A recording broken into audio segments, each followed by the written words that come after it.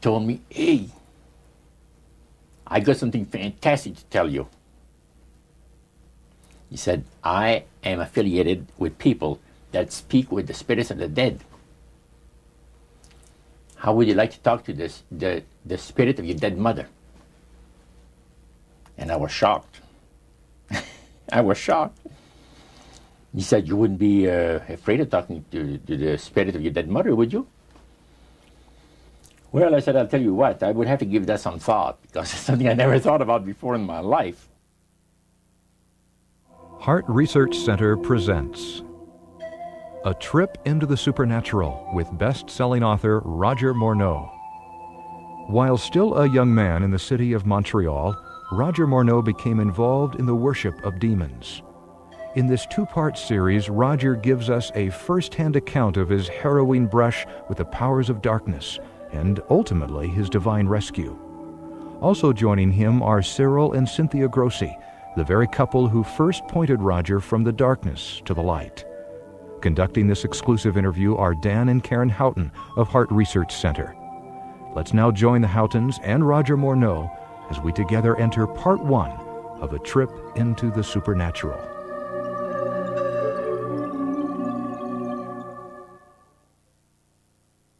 How in the world did you ever get involved in praying to demon spirits? Well, when I came out of the Navy after World War II, I was looking for to take up a trade in Montreal, Canada. And at that time, I ran across a fellow that had been on a particular ship with me. And he said, hey, Morno, you're alive. How nice to meet you. He says, let's have dinner tonight. I said to my boss, can I have the evening off? Because I was the assistant to the Windsor bowling alleys and billiard, you know. It's the high-class place in Montreal where all the dress manufacturing people go and relax. So I got the evening off, and I went out. We went out and had dinner. He told me, hey, I got something fantastic to tell you. He said, I am affiliated with people that speak with the spirits of the dead. How would you like to talk to the spirit of your dead mother? And I was shocked. I was shocked. He said, you wouldn't be afraid of talking to the spirit of your dead mother, would you? Well, I said, I'll tell you what, I would have to give that some thought, because it's something I never thought about before in my life. Most of us probably haven't. A little afraid of something like that. Well, he says, you know, it's written all over your face. You're afraid of going to a seance. But he says, I know you. He says, you're going to come. And then he started to tell me how brave I was when I was aboard ship, you know, different things. He says, you're not the same man. You're changed. You're chicken. That's all I needed to hear. I said, when do we go to a seance? So one Saturday evening, we were in the place. It was the very first time. Very beautiful place. A medium was a lady. She had a gorgeous new home in Montreal. And there were about 20 invited guests there, which I was one of them.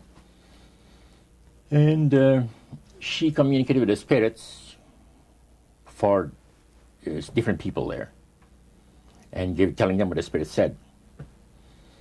And then there was one lady that had been talking almost continually before the seance started, and she didn't believe in the dead appearing and all of this and all that. And she said, well, I would have to see my dead sister, she says, to believe it. So while the seance was going, one man said, I would like to talk to my friend that died 6 months ago, but I don't want him to appear. Just want to talk to him. Because he says, I don't trust you talking to my friend for me. So the medium says, let me inquire of the spirit.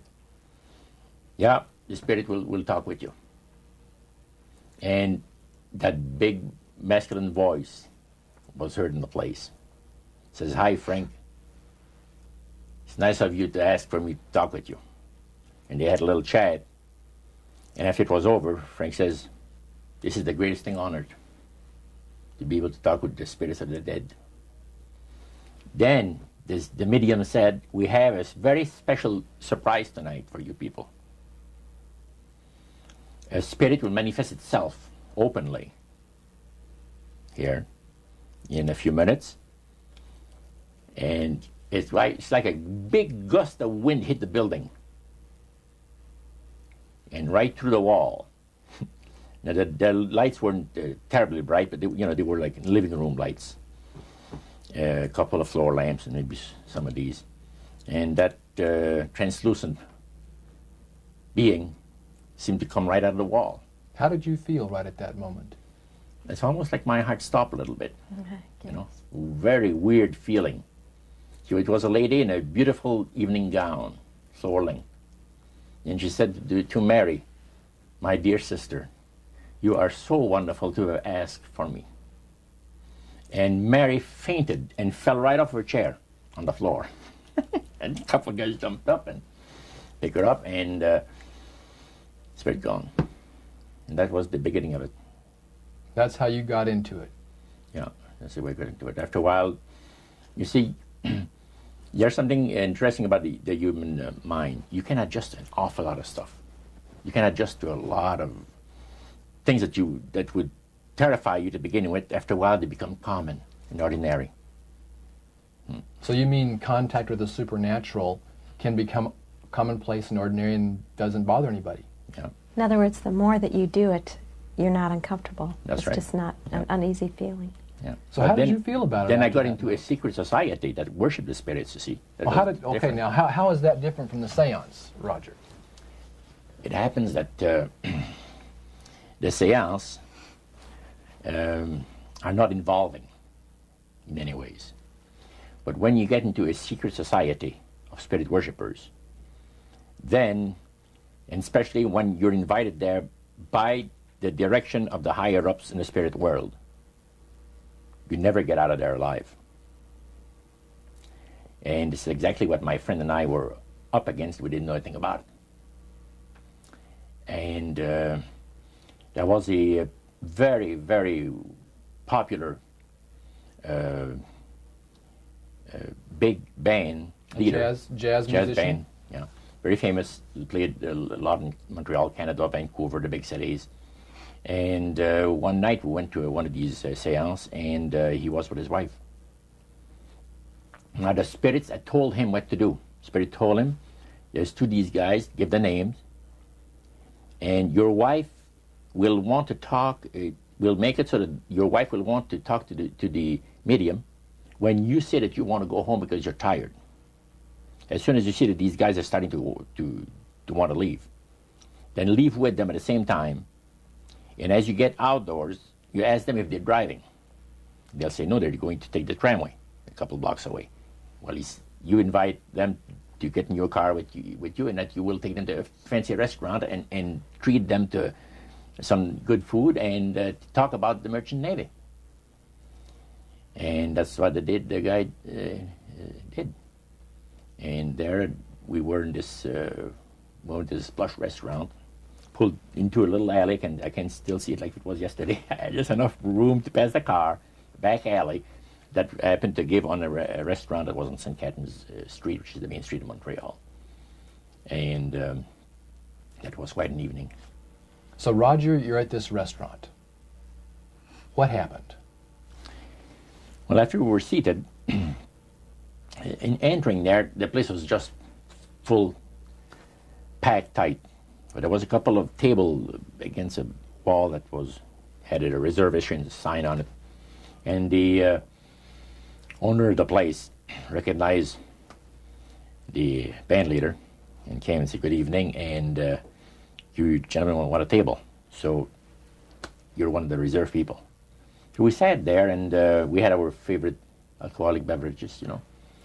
And as we talked, the band leader says, how long have you fellows been involved with sorcery? And he shocked us a little bit, and I said, exactly what do you mean? Well, he said, you know, what you people are doing, talking to the supposed spirits of the dead. He says, this is silly.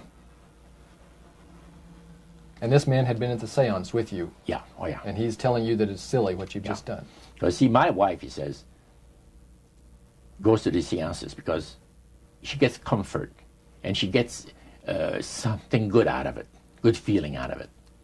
And she lives for what the spirits are going to see that the future is going to be like. To me, he says, I can't bother with this stuff. He says, I want power. I go right to the source of power. And he says, how do you think that I became famous the way that I am? Well, I said, you must have had some good luck. Well, he says, there's no such thing as good luck. He says, there's either some power working for you somewhere, or you don't get ahead in this world. Not in my type of occupation. So it went from there. We got talking about spirit worship. Did it intrigue you? Or did it make you want to find out more about what exactly he was talking about? Yeah. So he said the supposed spirits of the dead that you're talking with are demon spirits. They're fallen angels. They're beautiful beings. Just set it out, just like that. Oh, yeah. It didn't make you uneasy when he said they were Well, just it demon shocked you a little bit, something that you first hear mentioned to you. He said, you guys have got a great future ahead of you. Because we've been told, the high priest of our society, secret society, has been told that the master has very special plans for you too. Now, what did he mean by the master? Satan. And we were interested to hear more about it. And he told us, he says, look, we worship spirits. We worship Lucifer and all his angels. They're just as beautiful as they did before they were cast out of heaven. He says there was a misunderstanding in the whole thing, he says, among the inhabitants of the galaxies. And he says our master was misunderstood, and God did not bear with him like he does with people that make mistakes today. So we're in a warfare, good against evil. And we happen to be the evil ones, but we're not that bad. He says, I look at this business between the forces of good and evil. He says, you believe in one person believes in God, and everyone believes in Lucifer. It's like politics. So the great controversy is real. And you've heard someone talk about it that's on the other side. And to these people, they are sold to the fact that Christ will not return to this planet with power and great glory. He's going to abdicate all claims to the planet, because the high priest once said that Christ will abdicate all claim to the planet because he knows that it is lawfully and rightfully Satan's. And at that time, he says, Lucifer, you mentioned Lucifer a lot of times, but he mentioned Satan also. He says, the master, usually they like to talk about the master will resurrect his people from the graves. Now, George is telling you all this, or the high priest? George. Okay, when the evening wound down, and you're putting a cap on all that, you guys had consumed some alcohol. Yeah. And did you feel like that there was kind of a one-shot deal? You didn't know if it ever happened again? What happened after that? He said, no, I said, listen, guys. He said, I like to have you, he says, meet some of our people. What about next week, Wednesday evening? I'll pick you up at your place, and you're invited to one of our services. Services? Like a church service? Yeah, something similar like that. It's a testimonial to the spirits, how the spirits have blessed your life. See? So, when we left there, I said to myself, this guy's half drunk. I'm not going to hear from him again, But it was true. Wednesday night came, he was there with his big Lincoln, step in, and we went to one of the most beautiful area of Montreal. And the place was a mansion. Now, a mansion is usually very large. We'll call this a small mansion. It was beautiful. Most beautiful place. Yeah. Roger, your friend George took you and Roland to this mansion where people worshipped the demons. Mm-hmm. What was it like there? What kind of people were there? Well, it was a big surprise for me, as I kind of made up in my mind an idea that they were going to be rough-looking characters. But as we entered the place, I was amazed to see that they were all very well-dressed, well-mannered, and that a lot of the people, as we were being introduced to people, were professionals, doctors, attorneys, a lot of business people. And see what they had? They had a praise session to the gods, which is the spirit counselors, which are in charge of legions of spirits, of demon spirits. And they talk about what the Lord of their lives has done for them, because they call on particular spirits, like the god Nehushtan, which you read in 2 King about. The Israelites worshipped the golden serpent that Moses had made. Mm-hmm. Well, behind the spirit worship, behind that, they were worshipping the serpent. They were actually worshipping this spirit Nehushtan. And the same spirit Nehushtan is, the priest was telling us, that the medical doctor that was telling us how he was making operations that had never been made before, because people had to be awake, yet have no feeling.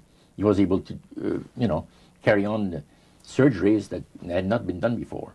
Mm-hmm. But the spirits would give that capacity to be able to operate without people feeling any pain and things. And also without no problem with the blood, because as he would cut his incision, because incisions, everything open and with no blood running. Mm-hmm. So he could do the work that has not been done before. So. Now, I recall reading in your book that at this praise worship service they would sing hymns. Why would they sing hymns in a demon worship? Yeah, this was kind of a big surprise to me when that took place. The priest said, "Hey, let's go down to the worship room of the gods and have a praise session, a singing session." So we go down there, and what did they think? You think they pass around? Church hymnals, Christian church hymnals. And I couldn't believe this. I said, "What's his business?" So the priest says, "Well, now," he says, "for those of you that are new, let me tell you that this is the most feasible way," he says, "to please the spirits. It's to deride Christ and his people, and his church and all that." So they sing out of Christian hymnals. They didn't sing Christian words to the hymns, however. Well, they changed a lot of them. Mm-hmm. Yeah, and not for the good. It's a form of blasphemy. Yeah. Mm. Such as you see today in the rock music world. You see the entertainers; they have these crosses. Mm-hmm. The ladies got earrings, crosses. Mm-hmm. The guys got the cross. This is a form of blasphemy, a form of deriding Christ. You see, mm-hmm. Spirits cause the people to do that, to find pleasure in wearing this type of emblem, which is the cross is the emblem of the crucifixion of Christ to the Christians. So what were your impressions the first time you went down into that worship room? Well, it was, we'd been there maybe a half a dozen times, and the high priest told us after the meeting was over, he wanted to talk to us, my friend and I. So after most people had left, he says, "The master of my life has revealed to me that it is time for you people to become acquainted with the worship room of the gods." Well, we started to move toward a beautiful grand staircase. Beautiful. The banister was huge. It was massive. And the wrought iron work that they had done in it was super. The beautiful decorations on the walls. The chandelier on the first landing. See, that was the first landing. You go down about 8 or 10 steps, and then you had the first landing. It was huge and beautiful. The light arrangement was the nicest I had ever seen in my life. When we got into this sanctuary area, it wasn't very brightly lit, but everything was magnified. The beauty of certain things, like a lot of the things were gold plated. or gold trims. You see, the little altars where they had the spirits that had materialized. They photographed them, and then they had paintings made of them. And there was probably about maybe 100 of those around the place. Sort of like a shrine. Yeah, and underneath there was a little altar where you have incense and things that they would use in their prayer sessions and things like that, devotions to certain spirits. And some of the objects in there, the priest said, were solid gold. It was a unique experience to see that. So how did you feel when you walked into that room? I felt that these people had power, and they had a lot of it. Did that attract you? Yes and no. You had mixed feelings about it? I had mixed feelings about it, yeah. Because to a certain extent, things looked so good and sounded so good to us. But you see, I'd been brought up in a Christian home where my parents had told us we were 8 children in the family, and especially the older ones, you know. My dad says, well, you know, if you get involved in wrongdoing, you're going to have to pay the price. There's always a cost for everything in this world. So this thought kept creeping to my mind. Just how far you go with these spirits before we start paying the price. See? So it made you just a little bit nervous. Oh, yes. But yet you kept going back. Oh, there was no way out. Because that's what we're told. You knew at that time. Yeah. So you were moving forward more on fear. More on fear, yes. Because the high priest said that the master had special plans for us in our lives. And that no one ever went into this society unless they were invited by the spirits. See, so that was made very clear. And he also expressed to us the danger, explained to us the danger of going against the will of the spirits. And he mentioned about this one man and his wife that live in a fireproof building in Montreal. The place burned right down within a minute. He was one of their members that had decided that, well, he wanted to think things over. He was not going to get initiated at a time that the spirit said he would like him to be initiated into the society. So in reality, Roger, you were chosen by high-powered demon spirits to be a part of their human, special, privileged group. You see, these people in Montreal, the society, like the priest mentioned, there's thousands of spirit worshippers in only different societies of spirit worshippers in this world. But he says, we are the elite. We know the real truth about the master and his angels. And they are not hideous-looking beings. They are gorgeous creatures. And from the paintings that they had on the wall of the walls of that worship room, they were unique beings. Especially there was a painting full length painting of the fallen Lucifer above his altar, and that was very fascinating because he looked like a man of great intellect, high forehead, the way that he looked with his eyes, the way he had the eyes looking. It gave you a depth of perception of somebody that is very, very knowledgeable and powerful. Yeah.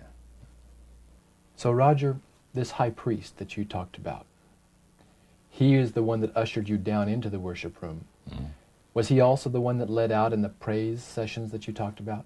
Yes, and he had an assistant also, another priest. Okay. Now, when you would go to these praise sessions, what kinds of things happened at those sessions? Well, there's a lot of success stories. Positive mental attitude kinds of things? Well, yes, a lot of success stories. The masters has done this for me and that for me. I remember one lumber dealer, he had like half a dozen different operations in the province of Quebec, and everything that he touched seemed to turn to money. You know? And he was telling about it. And then there's this other person that was a clairvoyant that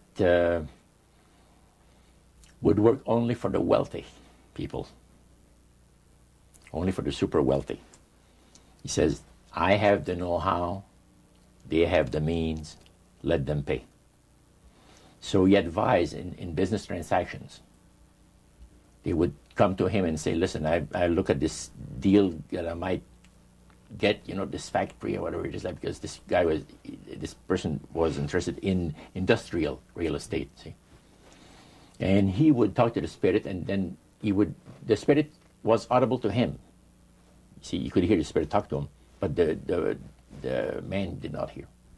So the spirit was telling him the clairvoyant what, well, he called himself an astrologer, reading the moons and the stars and, Now, what was the term you used for his title, this man? Clairvoyant. Clairvoyant. Oh, clairvoyant. Clairvoyant. Okay. Yes, and it was interesting. This person stood up and says, I had a nice little experience last week. And he says, the master, he says, they take care of you. This lady and her husband brought him, to this astrologer, a bundle of money. They said, this is the deal that you... And he works at only on percentages. Only on percentages. He doesn't work for set amounts of money. Only percentages of what the people are going to make. So he said, they brought me a substantial amount of money. And they were very happy with it, and I thought it was very reasonable. But then my guide, spirit, says, ask them when they're going to give you the other $1,700 that is really yours. And he says to the folks, I would like to know now, before we leave here, when will you have the $1,700 to give me? That makes up my part of, rightful part of the deal. The wife fainted, and the husband says, we'll have the money for you within 24 hours. So that was this type of priest. So he was thanking the demons for helping him to know that. Oh, yeah. Mm-hmm. Demon spirits, yeah. At what point did this demon worship start to affect you personally, Roger? Well, it wasn't too long that the priest mentioned to us that the time had arrived for us to start trusting the spirits and give the spirits a chance to work for us. And there was a number of gifts that you could choose from, you see. And I used to play the horses, some. Not knowledgeable at all. I used to go to those bookies, play the horse every so often. But I said, hey, I would like to be able to, for the spirit to instruct me on the numbers and the name of the horses that's going to win, at Belmont or some other racetracks like that. Make myself a little money. So the priest says, it'll be given you. And sure enough, one night whether I fell into a trance or dreamed the thing, I don't know exactly what happened, but I saw 3 races that were really going to pay big. And these horses were dummies, so to speak. You know what I mean? They were not really good horses. They were like one horse paid 21 to 1 because he was that poor, right? The chance of winning was so poor that they paid 21 to 1 on him. And it showed me I saw the board at the bookie and the number on it. And I went there, and they said it was going to be on Saturday. That was like on Wednesday. A few days later, it was Saturday. I went there, and sure enough, there they were on the boards. I went to the wicket and handed some money and got myself a winner. Now I said, well, I'm a little crazy. I ought to put more money on there, so I put $20 onto the next horse, and that paid 21 to 1. So I left there with maybe $400 or $500 in my hands, and I started to do that. In this case, I went directly down to the finest men's shop on St. Catherine Street, and bought myself a $200 suit. And in 1946, a $200 suit was... In 1946, people used to work at the RCA Victor, where I had worked before I went to the Navy, for $18 a week. Mm-hmm. And the good earners were $75 to $50 to $75 per week, for labor. So the demon spirits looked on you so favorably, they began to help you win in your gambling. Then I went to other bookies, you see. And one day, I am told of the man at the cage where you do your bet. He says, my boss would like to talk to you. And he said, you go right through that door over there. Oh, sure. So I know the guy says, come on in. The guy's sitting behind the big desk, smoking the big cigar. So he says, you're Roger. I says, yeah. He got up and walked around me. He said, you don't look that smart. I said, what, sir? You don't look that smart. He says that you could pick horses that are winners when they're supposed to be losers. Where do you get your help? What do you mean help? I'm not getting any help. I just happen to go and... Oh, no. We've been watching you here, he says, for a number of weeks. And you always leave here with some of our good money. And I'll tell you, buddy, if you want a list of all the bookies in Montreal, I'll give you a list of them. But he says, I want you out of here. And don't show up again. Because somebody's going to put a... You know what I mean? I said, okay, sir, I won't be back again. So it's a tough business to be in gambling. So even with the Spirit's help, it was tough. Yeah. Well, it's stuff is going to shoot you, yes. Yeah. The high priest would say a number of things to you when you were in these praise services, and you went to a number of them over a period of time. Mm-hmm. Talked about the issues of the great conflict. You've already touched on that a little bit. I want you to follow up on that a little bit more, Roger. Some of the things that you wrote in your book, Trip into the Supernatural, sounds a whole lot like what we as Christians today know as the great controversy. Mm-hmm. What were some of the things that he told you there? Well, he says that there's a great controversy going on between the force of good and evil, between Christ and Satan. And they always praise the great master, Satan, as a super intelligent being that he is, beautiful to behold. And if he ever appears to you, you won't be able to look upon him because it'll be too bright. It'll just ruin your vision. The high priest said he was in Chicago, and the Spirit appeared to him and said, Morno and his buddy, George, has invited them to the service, and the fellow that is in charge while you're away says that he's going to wreck all the work that the spirits have done for the last few years to get these people into the society. So the high priest, which is in Chicago, picks up the phone and calls, and the Spirit appeared to him, and he said the angel was so bright that he could not look upon him. And he says after he picked up the phone to dial, he couldn't dial the phone because of the fact that his vision was so terribly blurred by the light, the beautiful light of the bright being.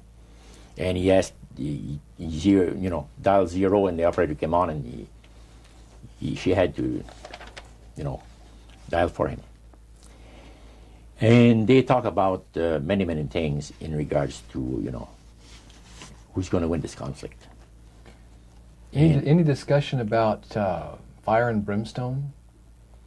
Yes. He says, the Bible people, talking about the Christians, they read in the Bible that, we're all going to land in a lake of fire and this and that. So that's baloney. He says the conflict is going to end peacefully. Christ is going to realize that he might as well abdicate the rights of this planet, take his few people along with him to his planet in the center of the galaxies, and we will be left with a master who will resurrect all his people that will be as numerous as the sand of the sea. See? And the master will rule forever and ever and ever. A happy people.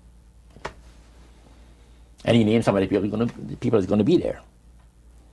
I don't want to mention the names because they're known to history. Yeah. So that was quite impressive. Did you always feel, Roger, that these people were telling the truth? Oh yes, yeah. They really had things down straight. But I was not satisfied with the answers that I was getting. There was something, and I understand now it was the Spirit of God saying, "Hold back, fellow. Hold back." And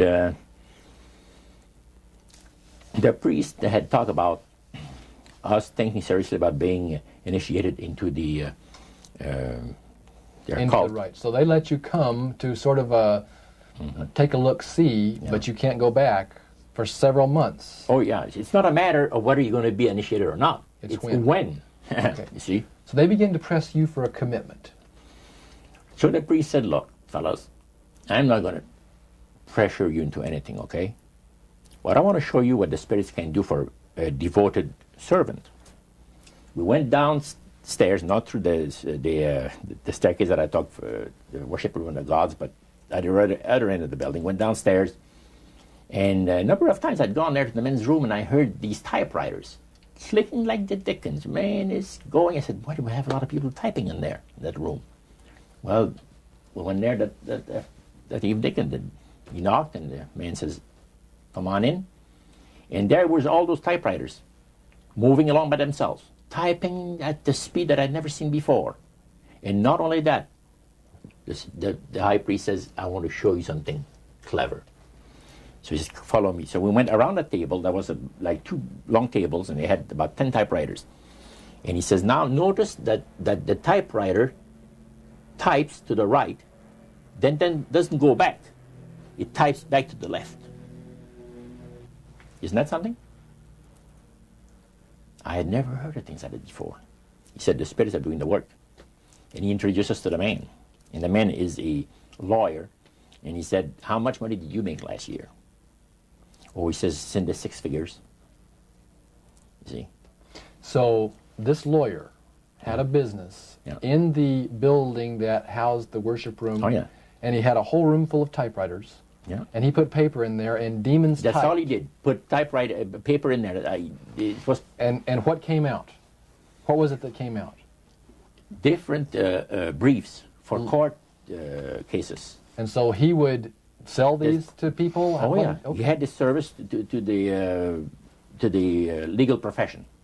And the high priest was The showing... United States and Canada. So the high priest was showing you this to give you an idea about the kinds of blessings that you would That's receive? right. Yeah. But after you left that typewriter, the room where the lawyer was, they tried to draw you into a commitment by getting you to make a public profession. Tell us about that. Well, they have a super beautiful resort in the Laurentian Mountains, which is north of Montreal, north of Saint Agathe. Saint Agathe is a famous name there in Montreal. Montrealers, because they all go Saint Agathe or north there, you know, the summer home and that. So they had a big resort up there for their people, you know. So it's a closed society. And they had on October the 30th, Halloween, is that? October 31. 31, last day of October. They had what they call live animal sacrifices. I don't know what it is, but they did.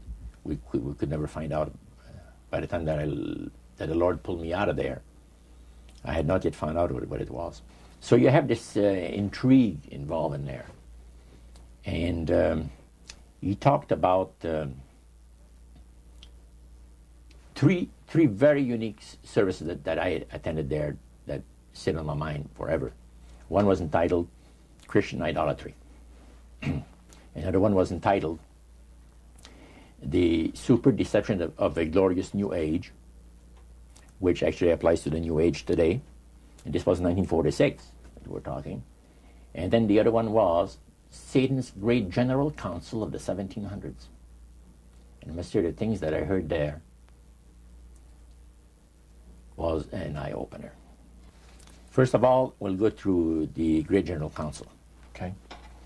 At the beginning of the 1700s, said the high priest, Satan and all his spirit counselors held a Great General Council with one purpose in mind. It was to prepare for the great industrial age that was soon to break upon the world. And Lucifer also foresaw another age that was to follow that, where tremendous scientific discoveries would be made by people, and we would enter a unique age that would change the way that everybody lives. It would also serve to usher in the end times and the close of the great controversy between the forces of good and evil. And the priest said that Lucifer had been studying the Bible. And he found in Daniel 12:4, where we are told about the time of the end, many shall run to and fro, knowledge shall be increased. Mm-hmm. He understood it to be that we're getting to that point. And he had, with all the spirit counselors, to change their modes of operation in order, to ensnare people. Mm-hmm. And they devised a way whereby people would disqualify themselves from being members of Christ's kingdom. And he was just very candid about this. Oh, yeah. Telling you and the rest of the group, 60 or 70 people there, the plans that close to 100 people. Lucifer had revealed to him. Mm-hmm. And by the time the council came to a close, they had 3 major policies that were going to be followed. First, they were to see to it that humans would be made to believe that Satan and his angels do not really exist. Because up to that time, you could walk down a street of Paris and you would have signs that would say where you have a soothsayer or a fortune teller of some type, and if you want to put a curse on someone, you could go and see this other old lady over there, the old witch. That's the way it goes. But now it had to change. Lucifer says we have to make sure that people, humans, get to believe that Satan and his angels do not really exist. You know, Roger, that's interesting because a recent research study report that I read indicated that in a national survey, I believe it's over 75% of people do not really believe in a real tangible devil. Mm-hmm. But there is one. Oh, yeah. Now, the next thing, the 3 parts policy that they had adopted there, the second one was to find a way of being able to get total control of people's minds. And that would be done by taking hypnotism out of the realm of the occult and introduce it as a new science for the benefit of mankind. So part of what the high priest told you was Satan's strategy to take total control of people's minds. Mm-hmm. They felt that by taking hypnotism out of the realm of the occult and introducing it as a new science for the benefit of mankind, they could then use people of great renown, educators, people of capacity, that would do great things, such as supposedly regress people in time to former lives that they had. Mm. And of course, after the session is over, the person would not know a thing about ancient history. And the person that she or he has talked about performing, certain deeds, we'll say 3,000 or 4,000 years ago.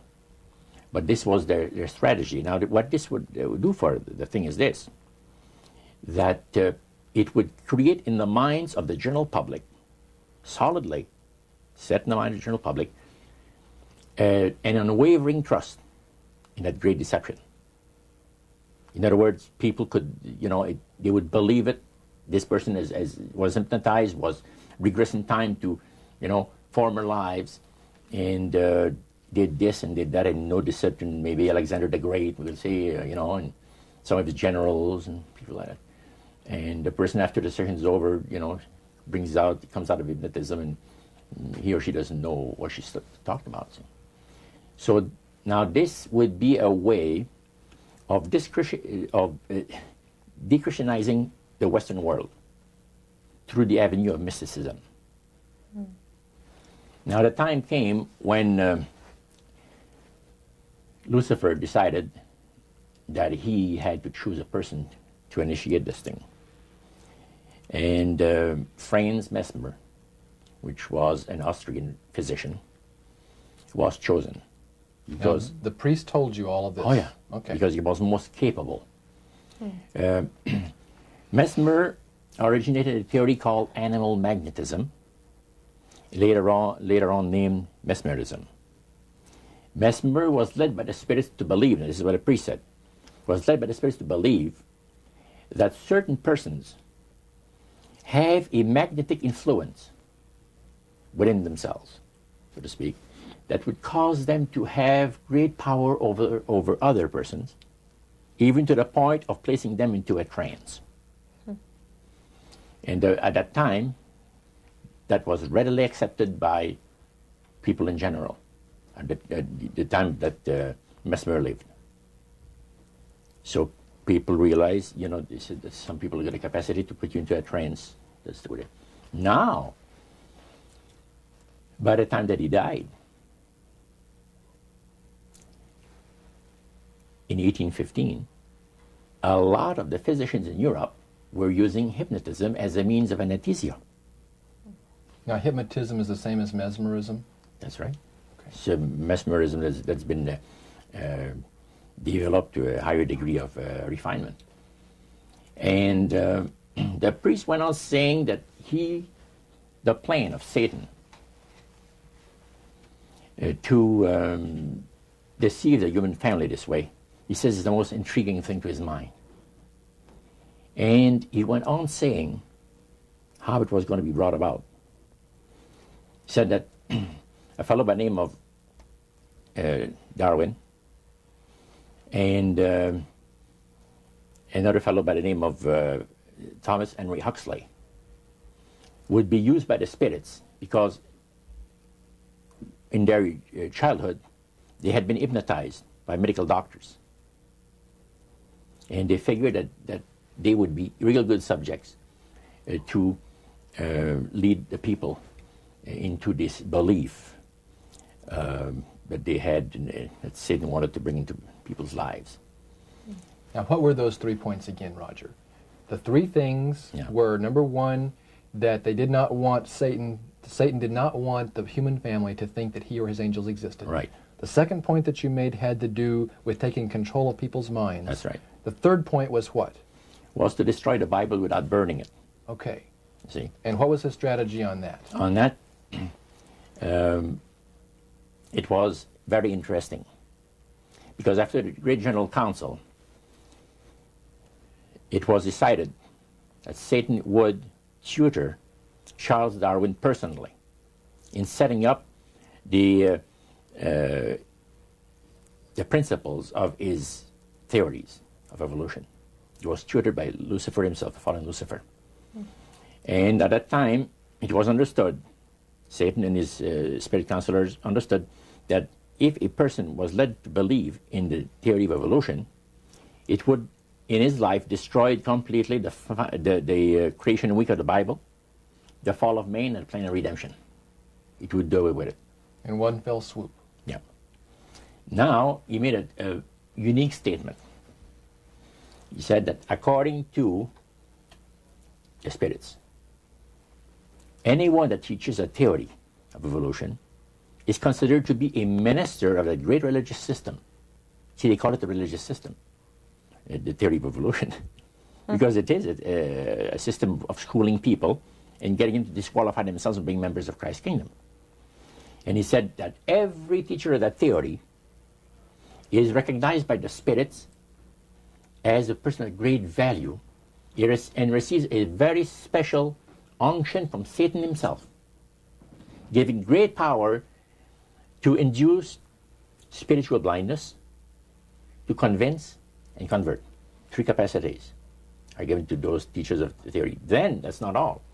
The priest says that Satan considers the teachers of the theory of evolution to be so valuable to him that in the sight of all the inhabitants of the galaxies, he assigns a retinue of bright, beautiful angels to follow that educator all the remainder of his life. And that in the sight of the inhabitants of the galaxies is the greatest honor that he can bestow upon his workers, upon mankind, and to, until the controversy is finished. That was quite enlightening. Now, the high priest was talking just sort of like a preacher would talk up front. Was he enthusiastic? Did he seem like he had bought into this and was excited about it? Oh yeah, he believed it 100%, no question about it, so everything. Why would he be so excited about spirits trying to deceive human beings? Because obviously out of this council of the 1700s, deception was a major part of the strategy. Why? Well, he says it's deception It's like politics. You know, you believe in one candidate, the other person believes in the other candidate, and they're fighting to get the position, and it's just a matter of who's going to be the smartest. And with Lucifer, the fallen cherubim, he's very smart. He's going to win, and Christ's going to abdicate the rights of the planet. He's going to resurrect his people, have established his kingdom that lasts for ever and ever. God won't be able to destroy him because it would be against God's, the Creator's nature to destroy Lucifer in the fire. Beside that, he said, spirits now, demon spirits, have the capacity now to outlive fire. He says, you don't believe it, go to India or some of those countries where they have firewalkers. And it's done by the power of demon spirits. These people are energized by demon spirits, so they can walk on those hot coals without burning themselves. And this is what the high priest said. And he says, if they want to use fire, they can use it. It's not going to burn anybody. So that's the way they believe. So this high priest was almost talking to your group in an evangelistic fervor. Oh yeah, because he figures that he's going to be one of the higher ups in the great kingdom. Okay. Now, of the group that was there that night, 60, 70 people, I think you've mentioned before. Yeah, it varied. How many of those were people who were hardcore members, and how many of them were new inductees? Well, we were the only two youngsters there, so to speak. You and your friend. And how old were you at that time, Roger? I was about 20. 20 years old. Mm-hmm. Yeah, 20 years old. Did you have a feeling of awe over the fact that you had been chosen? Yes, in a way. And then I got thinking about this. When am I going to have to pay the price? The cost. My parents had brought me up like this. If you get involved with evil, you're going to reap what you sowed. So you want to be upright in life. And if you associate with evildoers, they'll probably land you in jail or somewhere else that you wouldn't want to be. So there's always a price to be paid. So you had that little something maybe instilled by your mother and father a long time ago that kept you from making that full commitment. Now, one of the things that really amazed me and shocked me and made me sick at heart is when the priests talk about Christian idolatry. What is Christian idolatry? The priest mentioned that word. Yeah. Tell us what he said, Roger. He said that Christian idolatry is the most grandiose or great deception that has ever been brought upon the human family, upon mankind. And he says, and he boasted that demon spirits are continually defiling Christian churches through the avenue of necromancy by using a form of spirit worship that involves hundreds of millions of Christians into idolatry without their being aware of it. Now, what is necromancy? Describe or define necromancy for me. Their belief, popular belief of necromancy, is to conjure the spirits of the dead. So that you can speak with someone who has died. Right. Like the seance that you originally went to was the practice of necromancy. Yeah. Now, the priest says that this super deception is brought about in only one way. Through the deceptive belief that man has an immortal soul that lives on after death. And he said that constitutes idolatry through necromancy. So he says there are hundreds of millions of Christians that are practicing idolatry while they think they're glorifying God. You see? Because they believe that the soul is immortal. Yeah. They may not be talking to the supposed spirits of the dead. Oh, yeah. Contrary to popular belief, necromancy does not consist of conjuring the spirits of the dead. The reason being that man is totally mortal and does not possess an immortal soul. So who are they talking to? He says the friendly demon spirits that have always found over the centuries great delight in impersonating in apparitions departed loved ones and persons of great renown. Now, friendly demon spirits. Friendly demon spirits. Are there more than one kind of demon Oh, yeah. spirits, Roger?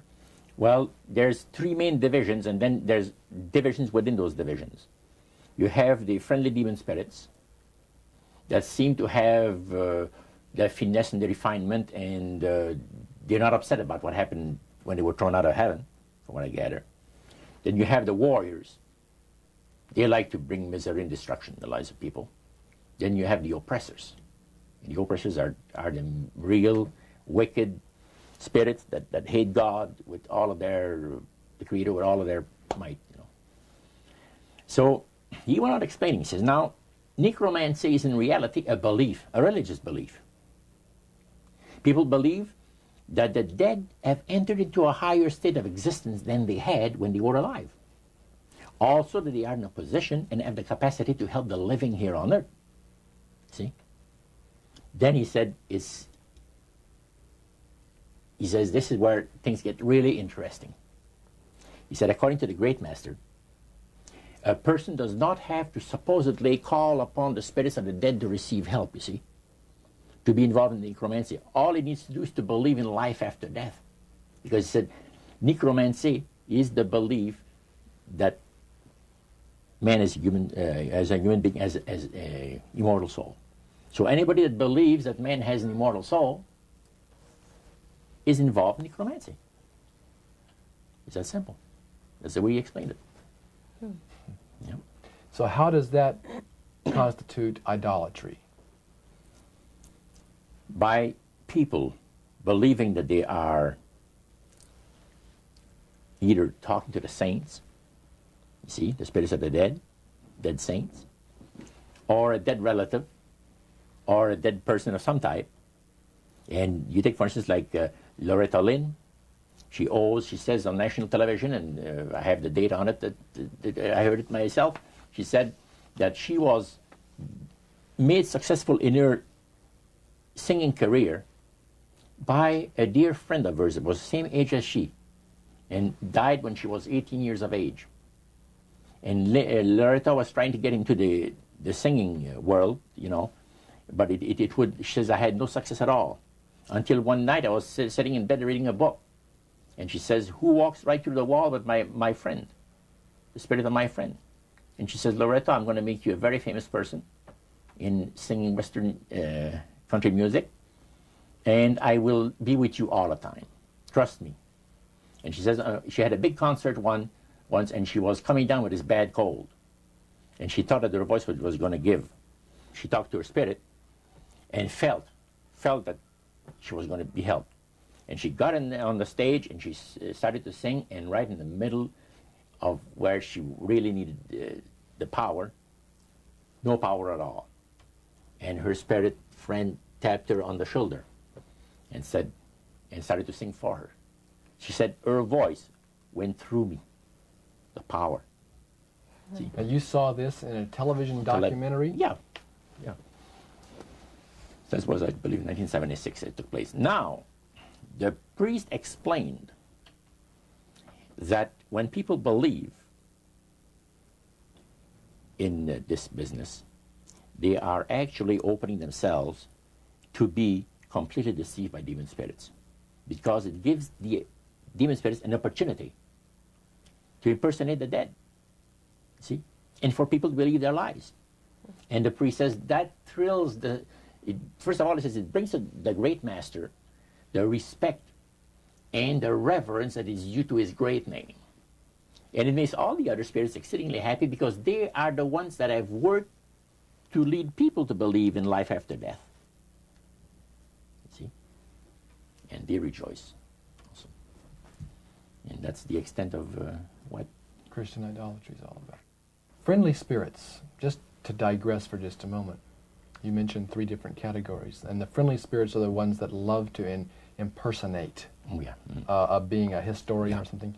We specialize in that. In your experiences in the praise services or in the worship room or the other places where you were, any of the places you were, did you ever witness an event where necromancy or even something that would be popularly called channeling today took place, where you actually heard the voice of someone in response to someone's questions?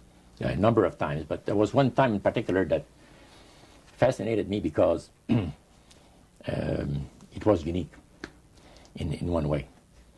The priest told us that there was a French historian that was affiliated with Montreal, University of Montreal, which is a French university and the English university is McGill. So the University of Montreal is the French university. And this man was from Paris, but he's affiliated with the university. And he wanted to have some details in regards to Napoleon Bonaparte and one of his generals. So, by the way, there are also, in other parts of the world, elite spirit worshippers like the group that we had in Montreal. And he mentioned there that, he said, you guys are fortunate when my friend and I went in, because you're right in time to see something very interesting. My friend there is having his devotions in the worship room of the gods, and he will use a trance medium to converse with certain demon spirits that will inform him in regards to ancient history about Napoleon. And sure enough, we went down there, and somebody came up and said he's ready for the session, and we went down there, and he said he would need 3 people. You would need 3 people, but he wanted 5 people that volunteer to be the channel for the spirit. Okay, so three of them were chosen there, and the others went back and sat down. And the man shook his head a little bit like this. His eyes went glazed, and he stayed at it for a half hour. And the spirit spoke to him. He said, I'm a spirit counselor, and what would you like to know? And he had a clipboard, the historian, and asked him some questions. This historian was from Paris. Yeah. And he was wanting information... Some detailed information about Napoleon Bonaparte and one of his generals. And so he asked the questions of one of these human beings that was channeling... Oh yeah, the voice changed and everything. The voice changed of the person completely. Okay. And it identified itself as a spirit guide. Oh yeah, spirit counselor, yeah. Okay, a spirit counselor. And Yeah. and then proceeded to tell him all the events that he was asking, Yes. answer his questions? And there was a certain question that was asked, and the spirit counselor said, I will have Lord Remy and Lord Alphonse duplicate, in other words, the dialogue that had taken place. Oh, And little drama. Yeah, A little and the 2 reenactment. other men fulfilled what he was looking for. But the one thing that interests me is the mayor of Montreal, Camillien Hood. During World War II, at the beginning of the war, he was very controversial when in regards to the war effort. He would tell the French-speaking boys not to go into the armed service, you see, because you're going to go and shed your blood for the British, and we're their servants, so to speak, and all that, and he didn't want him to go into war, and they put him in prison. He was jailed for the length of the war for this. Now, the man said, I would like to have you tell me, to the spirit, to give me part of the speech that was given by Camillien Hood on the steps of the Montreal City Hall on a certain date. There are different versions of what has taken place, and you, Lord, would know the exact one. Now, the mayor of Montreal was still alive. Was still alive. And this historian is asking what was actually said at a speech. Yeah. Okay. The spirit counselor said, I'm sorry, I can't help you. All of my activities and my people have taken place in Europe. However, after my departure, our departure, other spirits will come and help you. And sure enough, the guy vibrated a little bit, and he's back, and he said, boy, how long? He said, 20 minutes, you've been used as a channel. So they, again, the spirit entered into him, and the spirit said he was a spirit counselor that could give him the information that he was looking for. So, again, it was given verbally, and it was the voice of Camillien Hood. Now, how did you know that it was the voice? Well, because of the fact, you see, I was a youngster in those days, just about ready to go into the army. And Camillien, we used to listen to the radio we had no television in those days, so it was only radio and read newspaper. And all the speeches of Cavalier made and all of it was on the radio all the time. And in those days, they had no tape recorders, as we have now. So Cavalier would have to go to the Canadian Broadcasting Studio, where they made a record, a real phonograph record. And then they played it over and over, for the rest of the day. So you listened to those as a teenager before you went into the Army, so you knew his voice. So I knew his voice really good. So I said to George, he was sitting next to me, he said, "Isn't it amazing?" He said, "If you think that's amazing, wait," he says, "until the spirits impersonate one of the departed people that you know, personally, like an uncle or a brother or a sister or something like that." He says, "That is unique." But that's the way it was. You are able to reproduce a voice, man, and the just to perfection. The spirits are exceedingly proud of this, because, and this also was right up my alley. The priest said that as the times on this planet gets more and more difficult, and calamities of all kinds are striking the planet more and more frequently, demon spirits are going to impress people with the importance of Sunday sacredness. Roger, when I was a teenager back in the 1970s, I remember a song that came out talking about the age of Aquarius. Mm-hmm. And since then, we've seen the development of the New Age, and I wondered if back when you were involved in spirit worship, if they talked about New Age at all. Oh yes, it was a big thing that was coming up. One of the major deceptions of the last days. And the priest told us, we talked quite a while, and then he said, "Could I have a little bit more of your time? I want to do something very fascinating." He says, "The grand plan, the Master's grand plan for harvesting the nations, for harvesting the multitudes of the earth into his cause, just before the close of the great controversy between the forces of good and evil." So we continued, after we expressed ourselves that we're deeply interested to know more about the activities of the spirits. And he said it's going to be done in a unique manner. This grand plan is going to take people are going to eat the stuff. Because he says demon spirits will declare themselves to be inhabitants of far distant planets in the galaxies that are coming to warn the inhabitants of planet Earth of the impending destruction of the planet, unless something seriously proper is done to avoid it. And he went on saying that they will claim to have out-of-body experiences. Are you familiar with out-of-body experiences? I've read about them. In other words, so there's some persons are supposed to be able to, they believe in their immortal soul. Astral projection. Yes, right. Goes into different parts of the world and sees things and come back, and then they write all about it. I've heard of that. So, due to the fact that the millions of the earth, people, believe in people having an immortal soul, it has to be readily accepted when the spirits will, through a trance medium, converse with influential people of the land, you see. Now, what is a trance medium? It's a channeler today.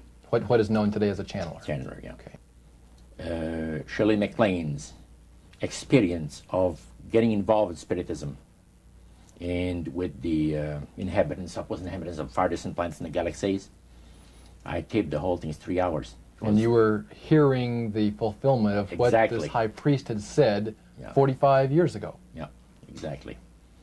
So he went on explaining about the fact that the spirits will show themselves willing to give valuable guidance that will not only help people avoid the destruction of the planet, but it would cause them to enter into a higher state of existence.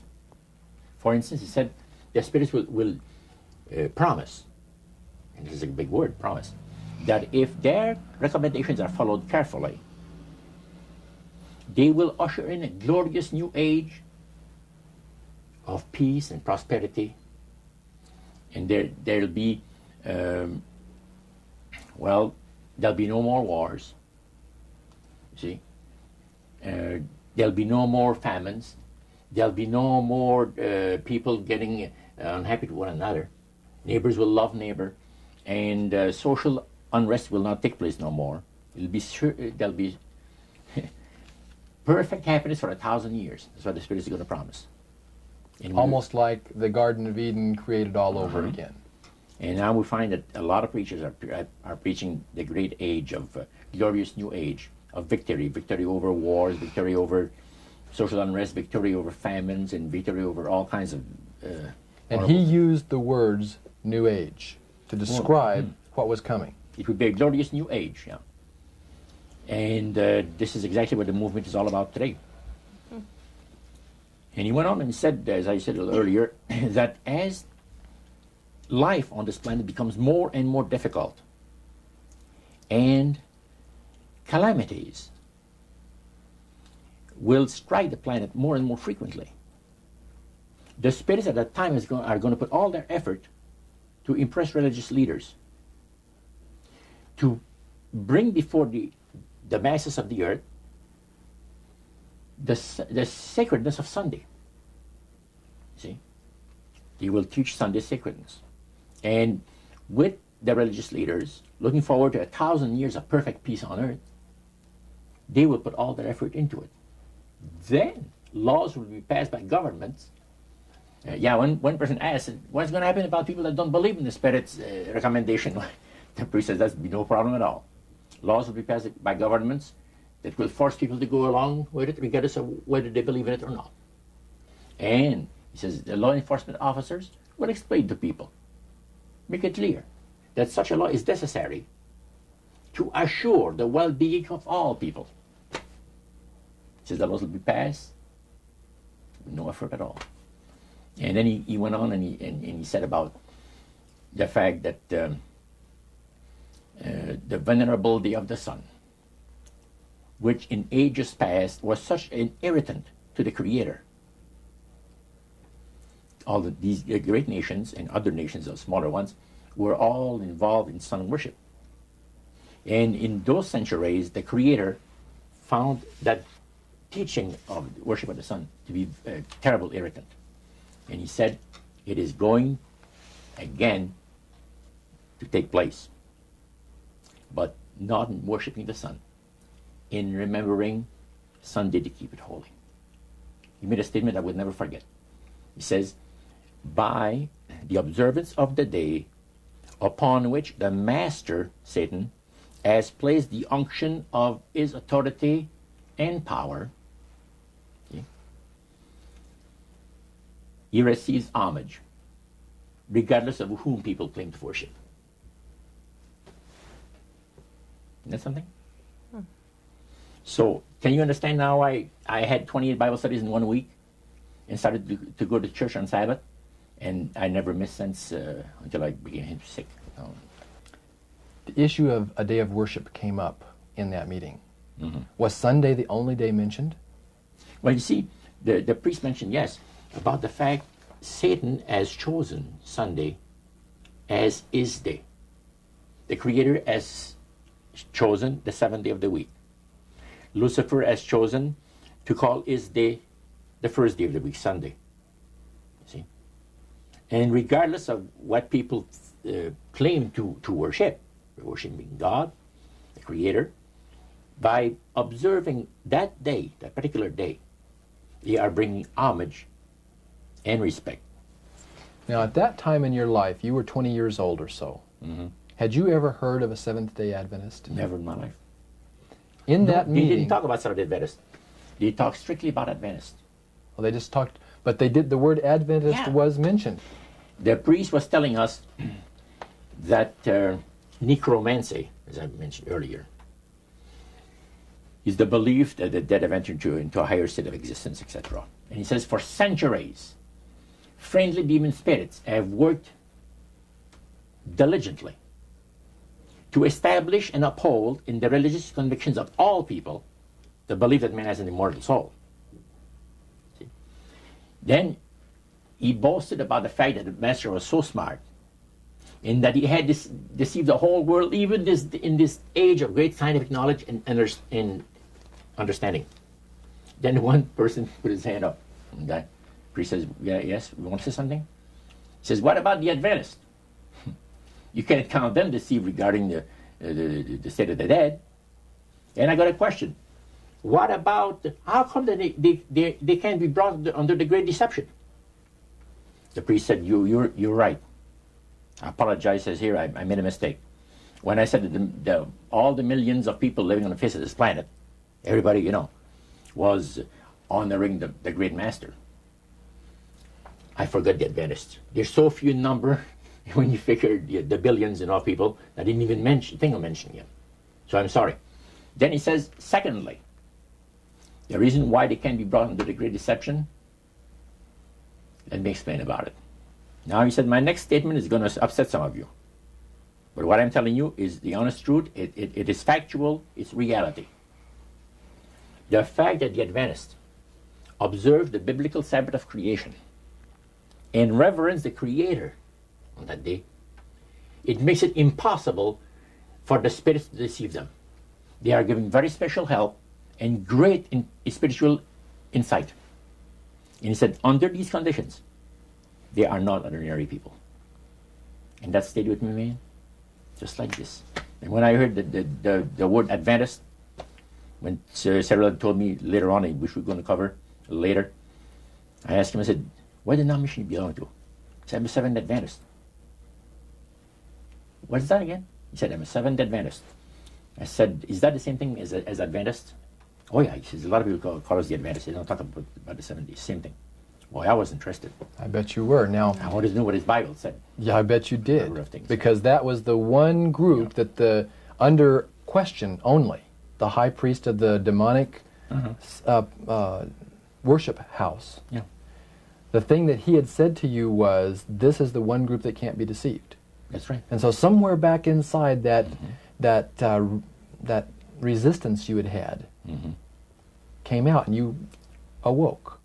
A few months later, that experience, unique experience, was instrumental in helping me make a decision for Christ. And also, I had no hesitation to join myself to God's commandment-keeping people because of the fact that I knew what kind of people they were. And after having had 28 Bible studies in 1 week, I started to keep the Sabbath, forever. But you see, the time that I had these Bible studies, 4 hours per evening, we started at 7 o'clock and finished at 11 o'clock at night. We had those Bible studies similar to what you showed me the other day, that you have in your pocket. The Bible studies were about an hour. There were questions, and then you looked at the verses that they gave you in the Bible, and you had your answer. It was so fantastic. And the Spirit of God was really ministering to me the graces of redemption. Every moment of all those Bible studies was precious. Precious, precious, precious. Roger, at that time, your major language was French. You did not speak English, and all of this happened in the French language in Montreal. How long after you became a Seventh-day Adventist, or after you learned of Seventh-day Adventists, did you read the book Great Controversy by Ellen White? Well, I joined the church. I first had the Bible studies in October of 46. In April of 47, I was baptized into the church. In September of that year, Hilda and I got married. And the French church in Montreal gave us, as a wedding gift, the Conflict of the Ages series. And I had not read the Greek Controversy up to then. But then you read it. Yeah. And what went through your mind when you read the book Great Controversy, thinking back on the experience you'd had maybe just a year or so before? That's right. What went through your mind? This person is inspired. This person has got knowledge that nobody else has on the face of the earth, except, the Spiritist that I was mentioning, because it's so unique. Well, I find it very remarkable that they were willing to share the strategy that Satan is working on with this group. Of course, their plan was that it would never get out. That's right. Under seal of death. That's right. Their plan is that you don't have to worry about saying anything about the great master. Because as soon as anybody strays some, the spirits will tell the high priest right away what's taking place. They did with my Bible study on Wednesday night. I studied on Monday and Tuesday. By Wednesday night, spirit counselor appeared to the high priest and says, you have one of your defectors. He says, that Morno guy, you're going to get rid of him. Because he's out there studying the Bible with the Adventists, the people that the master hates most on the face of the earth. And the high priest almost had a heart attack. Because he said, I kind of like you. He said, that's what he told my friend. Because I didn't see him after that. But he told my friend to try to convince me to go back, to spirit worship. Roger, you were 72 hours away from making a full commitment to the elite spirit worship. Mm-hmm. How did God rescue you at that strategic moment? Well, I'll tell you, I should really go back a couple of weeks in time.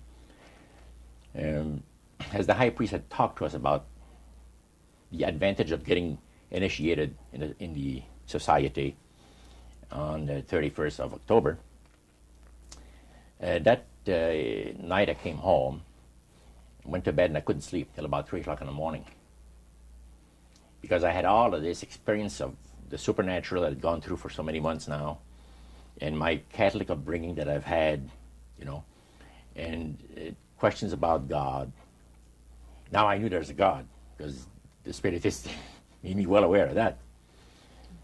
But I was in a state of terrible unrest. I could not have slept.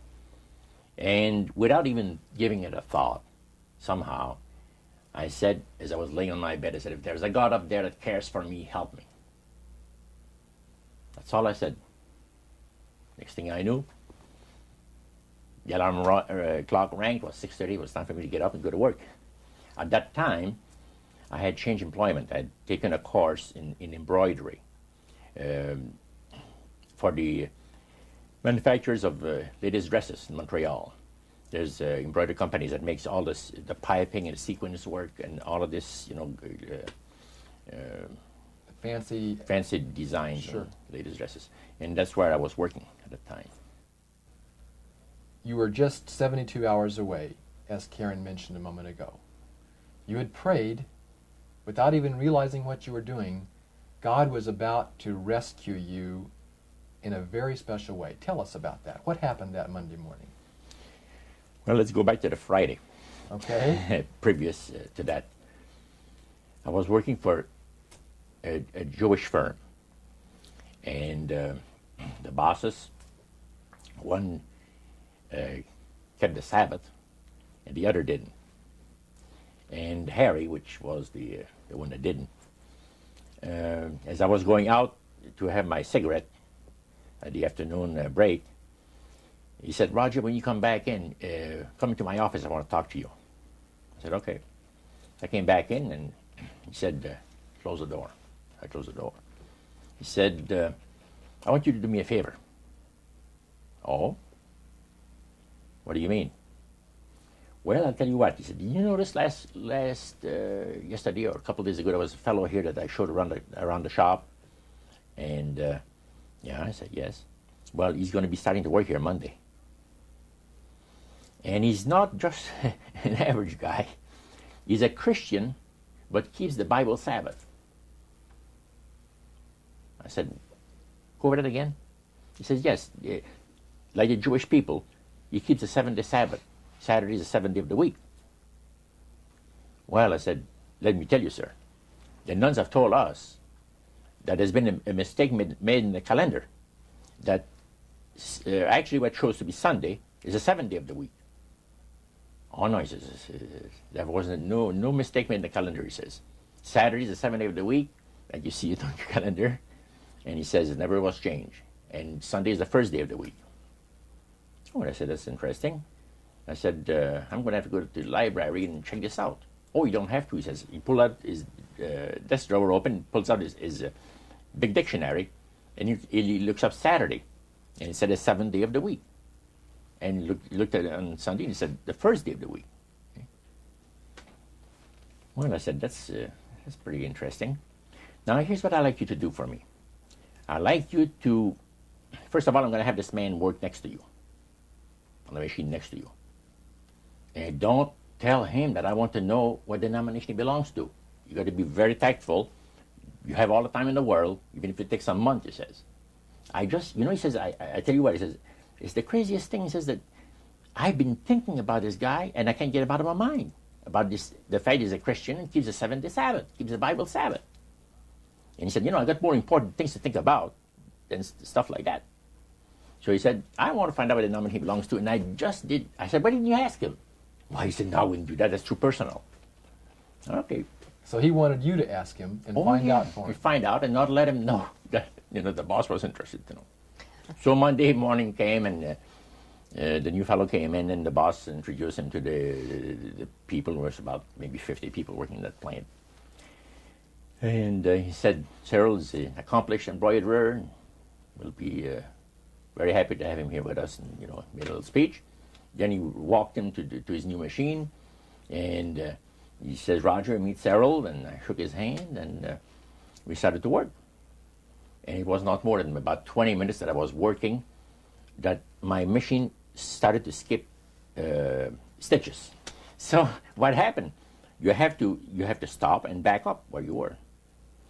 And you know, I was working on sequence. In other words, the sequence come up. There's a row of thread behind it. They're all set up, and it's on a spool. And then the needles put them in there. And when it skips, you got to stop, back up, start over it from where it left off. It wasn't too long that I'd done this 2 or 3 times. And that really made you happy, I bet. Man, I was mad.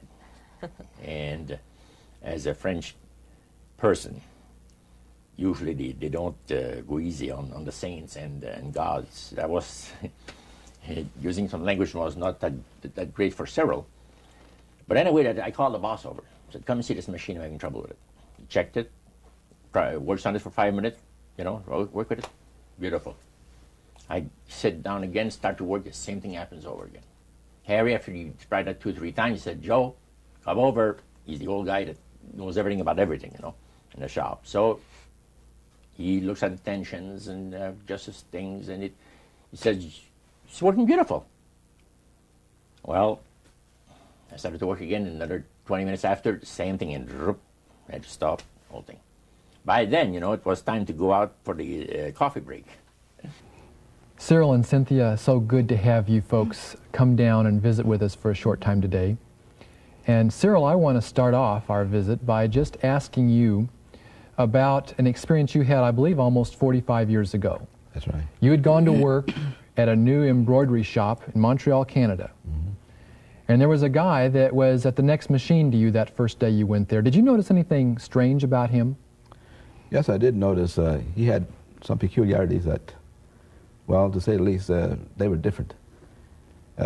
First of all, when he worked at his machine, when he had a little malfunction, he knew how to, well, criticize the machine by using some language that was quite offensive, to me at least. He would curse at the machine, and in both French and English. He was quite a linguist. And when my machine would break, he noticed that I would just fix it and keep on working. There was a difference, and he noticed a difference himself. We were both behaving differently when our machines didn't function right.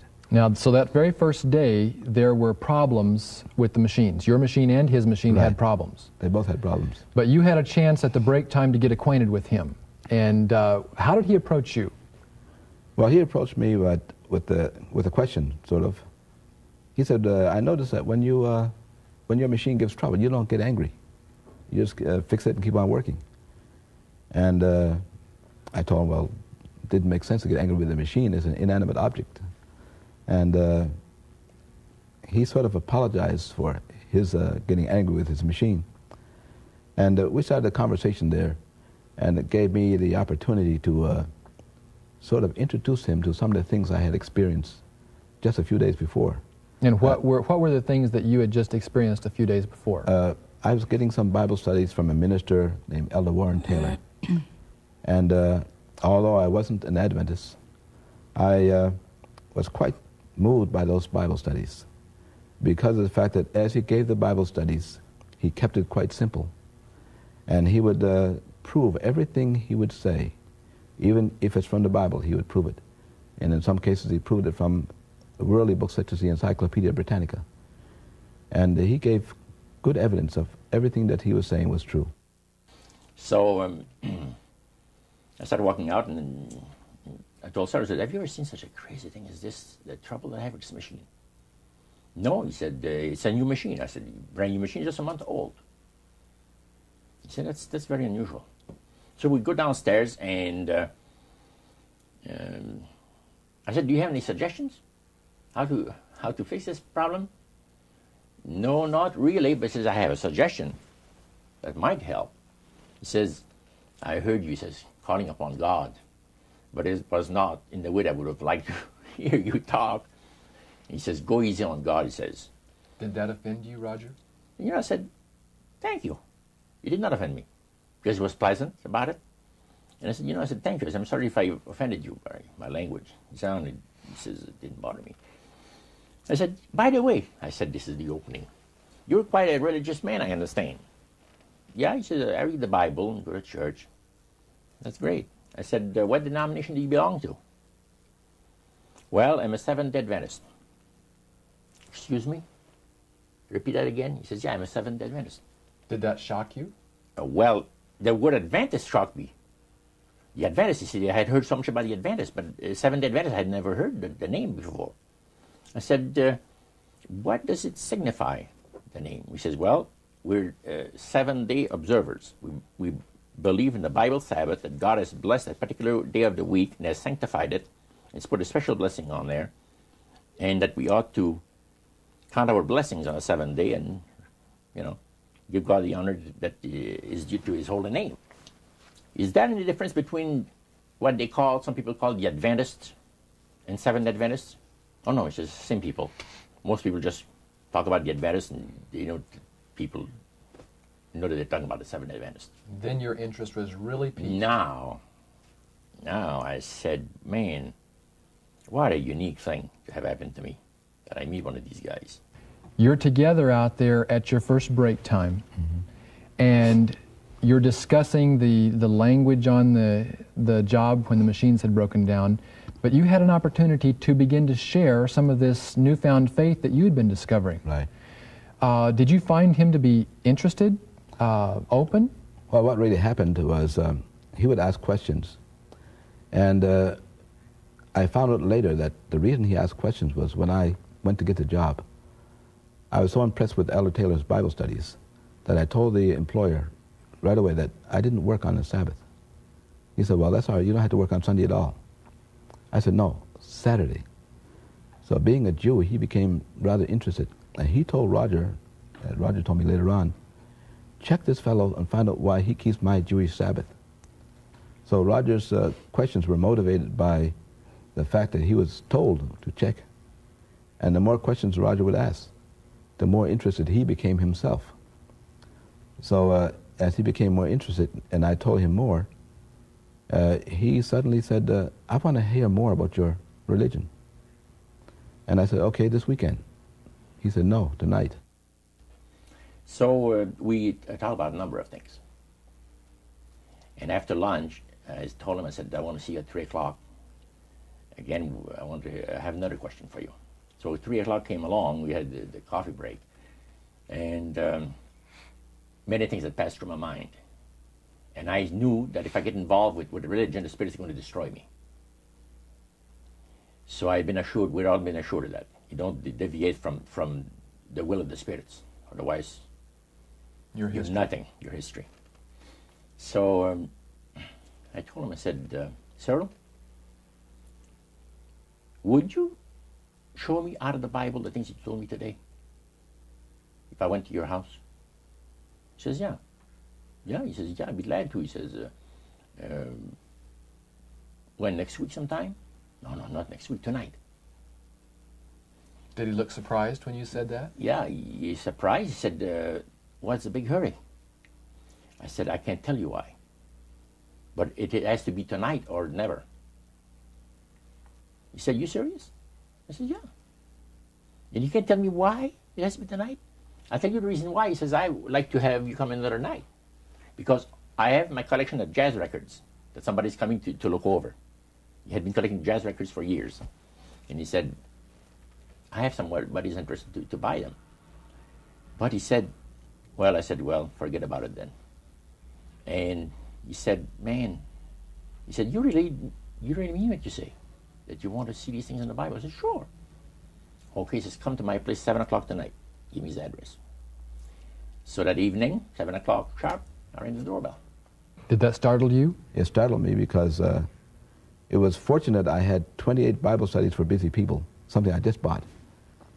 And I ran home, Cynthia and I were married at this time, and I ran home and I told Cynthia, we have to give some Bible studies because this fellow's coming tonight.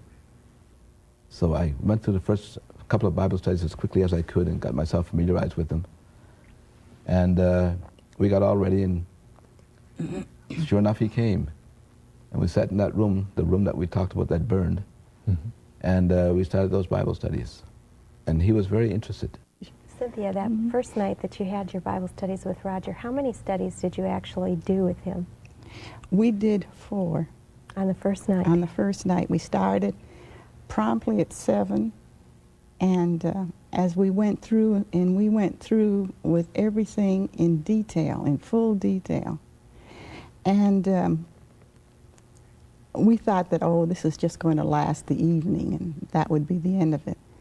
And then he said, no, he says, let's do the next one. So each one, so we didn't finish until about 11:30 or 11:45. And when we finished, he'd sit around and talk. By the way, he was a chain smoker. The room was covered with smoke. We could hardly see the Bibles in our laps. And we had discussed this prior about him smoking. And so we decided, we prayed about it, and we asked the Lord that even though each time he came, the room was just full of smoke, that we will read his word and that he will take care of the smoke. And I happen to be allergic to cigarette smoke, and we were all huddled together. It was really something to see us. 28 Bible studies in a period of 1 week, 7 days. 7 days, 4 hours a night. 4 hours per evening, yeah. 28 Bible studies. Now, they didn't plan this. So, as we chatted, and I just met Cynthia, now, Cyril told me, I got to explain things to you a little bit. I am not a baptized member of the Seventh Adventist Church. I'm just studying into the church doctrines with the minister. He says, my wife is a Seventh Adventist. But he said, now I think I'm going to be baptized also to be a Seventh Adventist. But I said, I'm not one right now. Now he says, my wife is the one that really knows the Bible. I don't know much about it. And I think that she's got the right study for us tonight. He says, it'll take about an hour. Can you spare that much time? Oh, I said, evening is yours. Well, she had a set of Bible studies that were entitled 28 Bible Studies for Busy People. That was the title of the series. She pulled one out and she says, now, we could see here, there's the different questions. The first one was on the Word of God. And she read the question and said, then we can find the verses in the Bible that gives us the answer. And the next question, she said, would you like that? I said, beautiful, let's go. So Cyril was sitting next to me with his Bible because he was able to find where it was. I had never opened a Bible in my life. Never. So, because I never had access to it. Let's put it this way. And that's where it started, on the Word of God. After the Bible thing was over, he says, well, did you find it interesting? I said, most interesting, very interesting. I said, what's the next study coming up? Well, he said, the next study, Daniel 2, prophecy of Daniel the prophet, on the world events, predicting the different great world empires that were to come into existence in times ahead. And I said, really? That's very interesting. I said, how long would that one take? Oh, she'll take about an hour. She says, you have between 20 to 25 questions, says, So I said, let's have it now. Oh, well, she said, no. She said, when could you come back? I said, why come back? Did she look surprised? She looks very surprised because she looked at her husband. And you look at me. And I said, hey, you guys like the Bible or are you getting tired? No, we like to study the Bible. I said, let's have another Bible study. It's only 8 o'clock, you see. And at that time, you were a smoker, weren't you? Oh, smoker. You can say that again. I was like a chain smoker, you see. And when I had accomplished something worthwhile, I used to reward myself with a cigar 2 or 3 times a week. And this is what the love of God, the power of the love of God operates in the lives of those that the Lord is trying to bless, and in the lives of those that are bringing the blessing. Now, this did not take place. First of all, we kept on studying. We had 4 Bible studies that evening. And when it came to 9 o'clock, we had Daniel 2 over with. I said, what's the next Bible study? And she said, well, the one that we're going to have, will you come on the weekend? Could you come on the weekend? I said, yeah. I said, I can come on the weekend. What is the title of it? She gave me the title. I said, man, that's interesting. It's only 9 o'clock. Let's have it now. So Cyril looks at her, with very surprised look on his face. And Cynthia, she looked at him. And I said, what's going on between the two of you? It's like you have a conspiracy that says that we're not going to study the Bible with this guy more than an hour or 2. But she said, let me be honest with you. Our minister, Pastor Taylor, has been giving us instruction on how to give Bible studies. Because Cynthia says, I never have given Bible studies. And we really wanted to know how to give Bible studies to people that ask us the reason of the hope that is in us. And he's told us exactly how to do it. You have 1 Bible study per week. If the people are exceedingly interested, you could have 1 in the middle of the week, the other one. But never more than that. And she says, we've already passed our quota. So the reason, Roger, for their hesitancy was not the fact that you were blowing smoke in their face. Oh, no. It was because they were trying to follow the instructions that their pastor had given, and you were asking them to break all those rules. That's right. Do you think they could sense your urgency? Several and Cynthia told me later, yes. They said there's something very unusual about this man, Cynthia told her husband, because they went to get water, and to get me a glass of water, and she went in the kitchen to get something else, whatever it is, and she said, what do you think of him? And Cheryl said, there's something very unusual about this man. He said, you want to study the Bible? Let's study the Bible. We won't tell about Elder Taylor. Let's not say a word to Elder Taylor. We're going to ruin the whole thing. You're going to keep it a secret. Because the minister had said, you give people a spiritual indigestion, and they'll never want to open the Bible again. You understand? But this shows that there are some times when someone's appetite for it is so strong that you have to follow the leading of the Holy Spirit. The Holy Spirit, that's it. And they had prayed about this thing. Now, Cyril had told his wife, this man is coming for Bible study at 7 o'clock tonight for a Bible study. And he smokes. He's a smoke fiend. What are we going to do? Should we tell him not to smoke in our home? He said, if we do that, I'm afraid he's not going to stay for the Bible study. What would have happened if they had asked you not to smoke? I would have said, I'm sorry. You're not my kind of people. You see? You're too reserved for me. I'm sorry. And still to this day, I thank God for the leading of the Holy Spirit that at that crucial time moved in there and inspired these people to say, wouldn't you die, Cyril, for us to save a soul for Christ? Cynthia said to her husband. He said, yeah. It's not going to kill us, even if we inhale all the smoke that he puts out, right? Because they had prayed about it, and then they had thought about it, and then when it came to be 7:15, he said, what are we going to do about the smoking? Are we going to tell him not to smoke or what? And then when she came out and she said, let's put up with it. Well, we had that 3rd Bible study. Now it's 10 o'clock. And I said, by the way, what's the next title? And she told me about it. My goodness, this is a beautiful Bible study. I said, let's have it. And he said, really, Roger, we've studied too much tonight. We're never going to be able to remember these things. Oh, I said, you'd be surprised. I got a mind like a sponge for the things that I like. He said, you're enjoying yourself. I said, never heard anything like this in my life. Let's have another study. What time do people go to bed? First of all, I don't want to, infringe on on your regular habits of resting yourselves. And, well, he said, we go to bed 11 o'clock. Beautiful. I said, go on, Cynthia. And Cheryl says, go on, Cynthia. And we had another Bible study. Now the Bible studies are over. And I said to myself, if I'm still alive, I want to be here tomorrow night. Did you seriously doubt whether you would be alive the following night?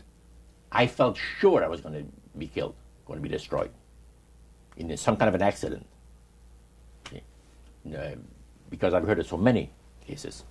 So I knew that I was not, this is the way I felt. I was not going to be alive tomorrow night. If for some reason I'm alive, I want to be back here with study the Bible with these people, see? So I said, what are you people doing tomorrow night? Not too much. What about 7 o'clock? Another Bible study. And she looked at her husband, and he looks at her, you know, and he said, hey, we won't tell Elder Taylor. We won't tell him a word about it. We'll just do it. We'll just do it. He says, we'll be here at 7 o'clock tomorrow night waiting for you. The next night, man, I was there. 4 more Bible studies, see, and more smoke. This has been part 1 of A Trip into the Supernatural, an interview with best-selling author Roджър Морно, as conducted by Dan and Karen Houghton of Heart Research Center. The conclusion of this exclusive interview is contained in part 2.